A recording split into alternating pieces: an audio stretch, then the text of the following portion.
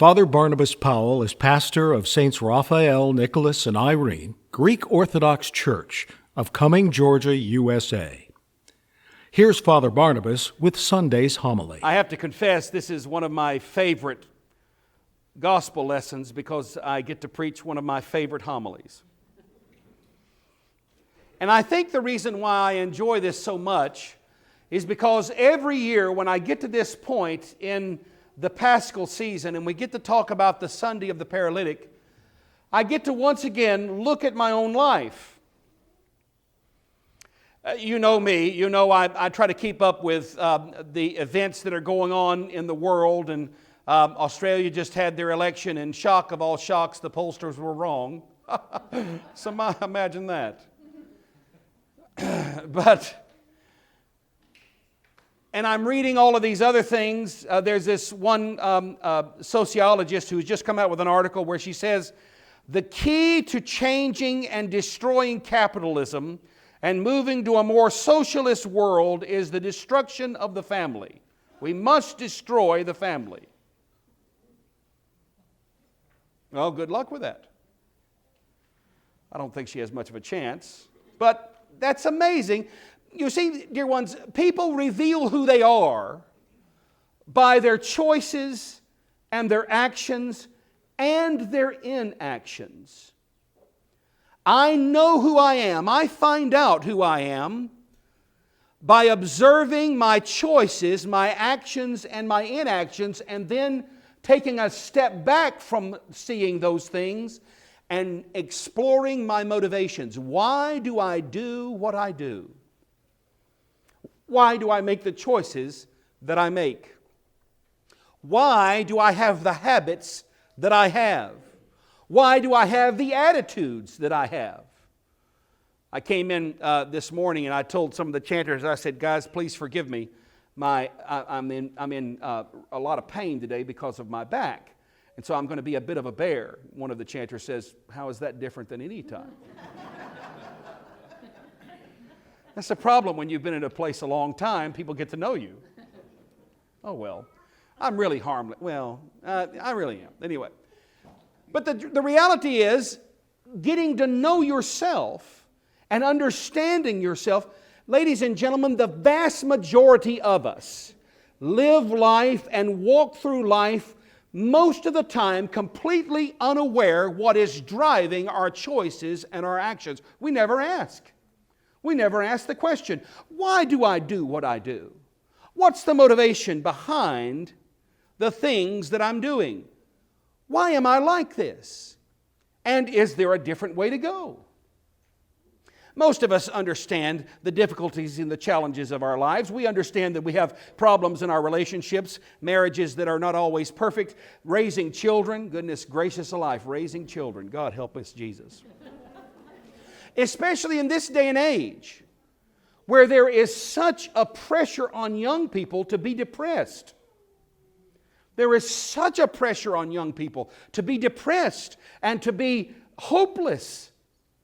I can't tell you how many times I've dealt with middle school kids and parents coming to me with middle school kids and saying, Father, what do we do? My child is hopeless already.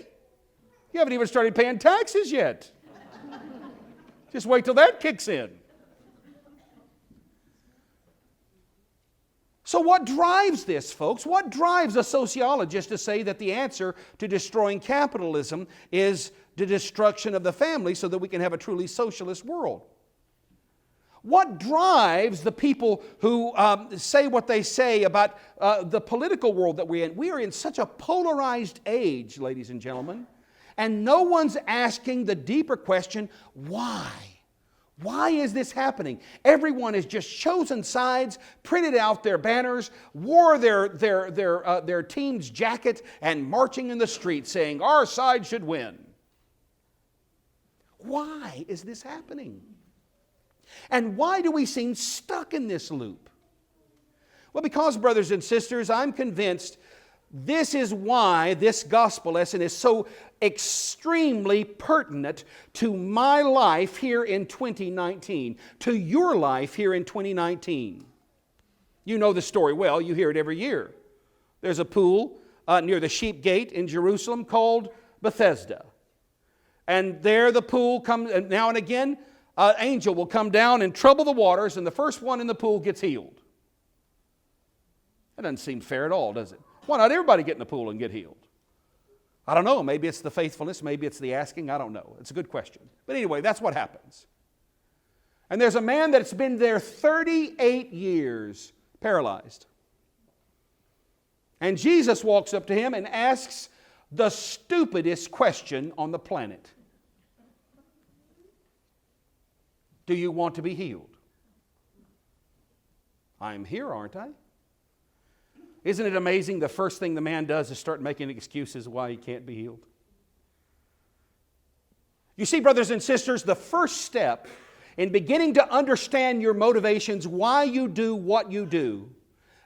Guys, gals, listen, I'm giving you a life hack here that will get you to the finish line 100 years ahead of everybody around you. Okay? You ready? I'm going to give you an insight. It's not mine, by the way. I've not come up. The only original thought I've ever had turned out to be wrong. So I don't mess with them anymore.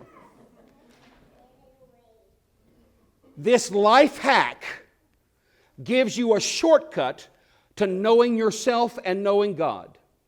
Pay attention. The first step in understanding why you do what you do, why do you react the way you react, why do you have that automatic response when somebody says a certain thing to you? Why do you act the way you act when your husband does this, when he forgets to pick up his underwear from the floor? Why do you act that way? Why do you do this when your wife asks you the same question 30 times in a row? Why do you act that way? Why do you do that act when your children do certain things? What triggers this? I know that's a famous word nowadays. Are you triggered? And I have a question about that. I always want to just grab people and shake them and say, how about growing up? What do you think? But what triggers you? Why do you have these automatic responses? And the first way to discover that is to ask this question: what do you really want? What do you want? And brothers and sisters, be suspicious of the first answer that pops into your head. Really do some contemplating about what do you want in your life. What do you want? You see, brothers and sisters, until you begin to explore that reality in your life, you're never going to be able to properly diagnose or allow the church to properly diagnose where you're broken and where you're not. You will constantly be a mystery to yourself. And as long as you're a mystery to yourself, as long as you don't understand why you act the way you act, you will forever be paralyzed in that spot in your life. You will be paralyzed to repeat the same actions over and over and over again until you truly begin to contemplate, what do you want? Truly, what do you want? Most of the time, my answer is more air conditioning and a cheeseburger, but that's not deep enough, guys. You've got to go deeper than that.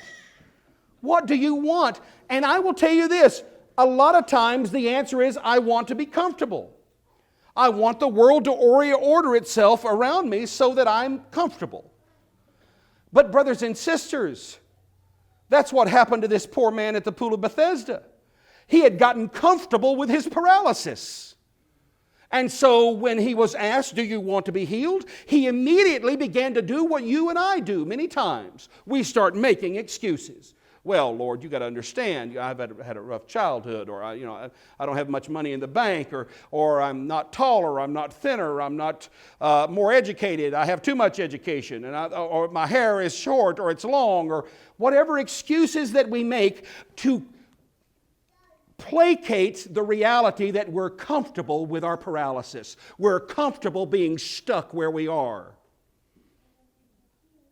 But Jesus Christ asks us this morning, on this Sunday of the Paralytic, And I challenge you to allow this question to ring inside your soul this morning. And I'm telling you, for maybe for the first time in your life, quit conning yourself.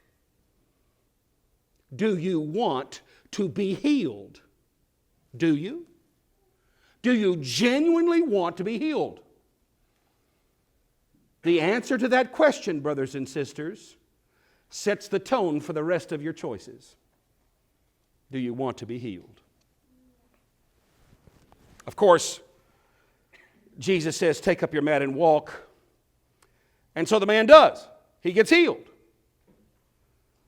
And as he's carrying his mat, his pallet, the religious people, those ones who are always quick to find the mistakes that you make, the ones who are always quick to point out where you failed, the ones that were always quick to complain and to say that, oh, that was wrong, you shouldn't have done that. Those are the folks, you know them. I live with one. I see him in the mirror every morning when I shave.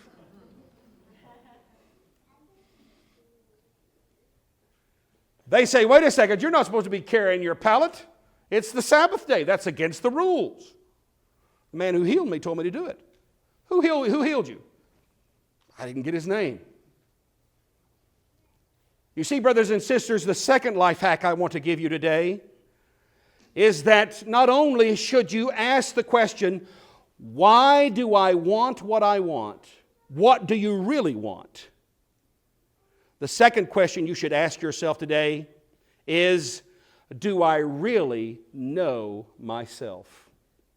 In this moment, the Jewish leaders of Jesus' day revealed themselves to the whole world that their religious rules were much more important than this poor man who had never been able to walk in 38 years. They loved the rules more than they loved the people. And in doing that, they revealed the cankerous, paralyzed situation of their own soul. They loved doing the right thing for all the wrong reasons. And in that, they revealed their own paralysis. They're stuck.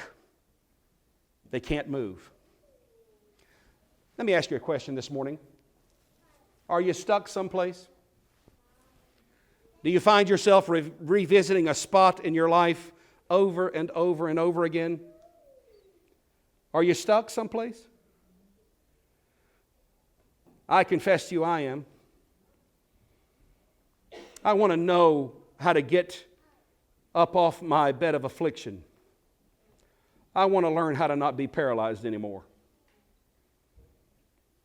The answer is going to be doing the hard work, brothers and sisters, of entering into intimate communion with Jesus Christ, learning the wisdom of the timeless faith, because all of this has been set up, folks, to get you set free from paralysis.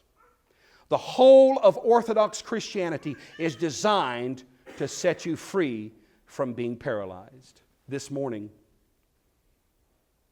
do you want to be healed? Well, do you? Amen. You can follow Father Barnabas on YouTube or on our church website at stsrni.org. Thank you for watching.